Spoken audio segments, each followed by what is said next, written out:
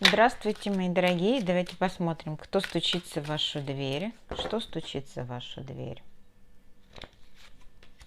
Возвращение дьявола. Ой, будьте осторожны. Смотрите, вас, возможно, будут соблазнять какой-то поездкой, и по дьяволу очень выгодная очень выгодная поездка, да, по дьяволу очень заманчивая, но нужно будет принимать решение быстро, либо же вернуться к кому-то, кому вы по дьяволу привязаны. Здесь мужчина и женщина, но тоже нужно будет действовать быстро.